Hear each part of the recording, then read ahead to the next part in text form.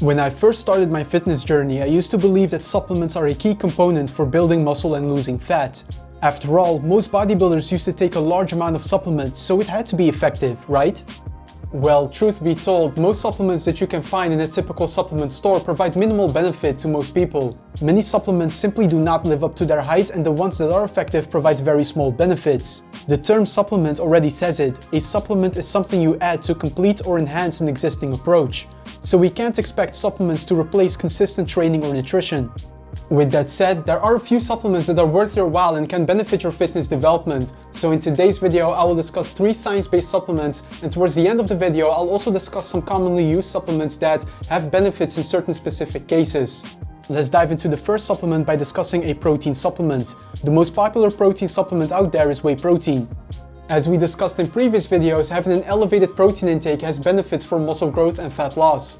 Proteins are the building blocks of muscle. So if you consume a high protein diet, your body has more building blocks to utilize towards building muscle, and you will experience greater muscle development. For fat loss, one of the benefits protein has is a higher thermic effect of food. This simply means that your body burns greater calories to digest protein versus carbohydrates or fats. So if you replace some of your carbs and fats calories with protein, you essentially create a larger calorie deficit for fat loss. The value of something like a whey protein supplement is that it can help you consume enough protein in a day. So if you have a daily protein goal of say 130 grams per day, but you struggle with reaching this protein target through just your food items, then having something like a whey protein shake is helpful because it can help you supplement your daily protein intake. But this also means that if you consume enough protein in a day just through your meals, then there is no real benefit in taking an extra whey protein shake. In a 2017 study, researchers found that if you have a protein intake of 1.6 grams per kilogram of your body weight, taking additional whey protein shakes does not improve muscle growth. So you can get all your protein from foods like eggs, beef, chicken, and beans. A protein shake simply is a quick and practical protein source that can be useful for when you're not able to get enough protein from actual foods. Another popular protein supplement out there is casein protein. There are often discussions whether you should use whey or casein protein when muscle growth is the goal. Whey and casein can both be found in dairy at different amounts. Whey protein is water soluble, so it mixes easily and the digestion is rapid, whereas casein protein is water insoluble, so its absorption is slower. Based on this fact, taking whey protein might be more beneficial after training, whereas casein protein is consumed best before bed. But if we look at actual research on the topic, we see that the different absorption rates of protein sources doesn't seem to greatly impact muscle growth. In a 2013 study, taking casein or whey protein before and after training resulted in similar muscle growth. So casein and whey protein both work. Making sure you consume at least 1.6 grams per kilogram of your body weight in protein is the most important variable here. Next up, we have another common supplement, and that is creatine monohydrate. Creatine monohydrate is another supplement that has good scientific backing. We have decades of research showing the benefits creatine has on muscle and strength development. But before we dive into the research, what is creatine? Creatine is a compound used in human energy production. The energy currency of the body is known as ATP. During high-intensity exercise, we use creatine to resynthesize ATP, and this provides fuel for training. So when you have elevated muscle creatine stores through creatine supplementation, you can sustain high-intensity exercise for longer. The main benefits of creatine are improved performance and muscle development. Because creatine plays a central role in energy production, research shows that supplementing with creatine enhances your strength performance.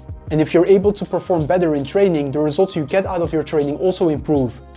Another cool benefit of creatine is related to brain function. In a 2018 review of 6 studies, it was found that creatine supplementation slightly enhances cognitive abilities like improved memory. Just like muscle, the brain uses creatine to resynthesize ATP, so creatine supplementation may help with enhancing brain energy metabolism. About how to use creatine, for most people, taking 3 to 5 grams of creatine monohydrate per day is sufficient. It's possible to have a creatine loading phase for 1 week to accelerate the pace at which your muscles are saturated with creatine. But over the long run, you get the same benefits if you simply take 3 to 5 grams of creatine per day. Now, you may wonder, can't I just get creatine from food just like protein? And technically you can, because creatine can also be found in some animal-based protein sources like salmon or beef, but the creatine contents in these foods is quite low. To get 3 to 5 grams of creatine from beef, you would need to eat 3 pounds of beef per day, which obviously isn't something I would suggest. Lastly, about the safety of creatine supplementation, a 2017 position stand by the International Society of Sports Nutrition concludes that creatine in recommended doses is safe for healthy people. And this makes sense. Creatine is a naturally occurring compound that your body also produces on its own. Through supplementation, we just help the body saturate muscle creatine stores. The third supplement is something most of us consume on a daily basis whenever we drink coffee, and that is caffeine. Like creatine, caffeine is a well-known performance supplement. The anti-fatiguing effects of caffeine help improve strength performance. In one study, caffeine supplementation before training resulted in an 11% increase in reps performed on the bench press. In a set of 10 reps, this is just doing one repetition more, so the benefits of caffeine are not huge. But still, any small benefit achieved consistently can make a difference over the long run. So how much caffeine do you need to get these benefits? Most of the research we have on caffeine and lifting weights use relatively high caffeine doses. Caffeine doses between 3 to 6 milligrams per kilogram of your body weight were found to be effective for boosting strength. But more recent research indicates that also smaller doses of caffeine can benefit your strength. In a 2020 study, a caffeine dose of around 1.5 milligrams per kilogram of your body weight improved strength performance. The exact caffeine dose that will work for you depends on your caffeine tolerance. I suggest most people start with a relatively low caffeine dose of around 90 to 120 milligrams and scale caffeine intake up or down when necessary. Also, something to consider with caffeine consumption is that caffeine impacts your sleep if taken close to bed. One study found that consuming caffeine even 6 hours before bed interferes with sleep quality, so limiting caffeine intake in the evening is a good idea. So now that we have discussed the 3 science-based supplements that have benefits for most people, let's look into 2 more supplements that have benefits in certain specific cases. Specifically, these are fish oils and vitamin-based supplements. Fish oils provide omega-3 fatty acids, which can also be found in fatty fish like salmon. So if you consume fatty fish multiple times per week in your diet, chances are that you will get enough omega-3 fatty acids simply through your nutrition. But if you're not really into fatty fish, then a fish oil supplement is worth considering because getting enough omega-3 fatty acids has benefits like keeping blood pressure in control and improving cardiovascular health.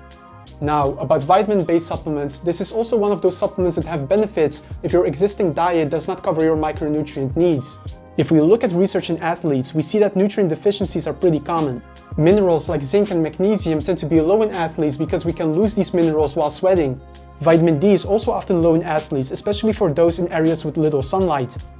Ideally, before taking any supplement, it's good to get a blood test at your doctor's office to see whether you have any specific nutrient deficiencies, and then you can also target that specifically via vitamin and mineral supplements. But it can also be considered a safe bet for many people to have a moderately dosed multivitamin that can serve as a safety net for your micronutrient intake. As mentioned at the start of the video, the effect of any supplement will be small and only effective when it's taken on top of a consistent training and nutrition approach. If for any reason you want to avoid supplements completely, you can do that and still experience great progress. I hope this video provides some perspective on what the role of supplements are in your fitness journey and what supplements are worth considering. If you have any questions about supplements you're currently taking, then feel free to leave them in the comments below. Also, if you found this video helpful, then leave me a thumbs up, subscribe to the channel if you haven't yet, and I look forward to seeing you in the next video.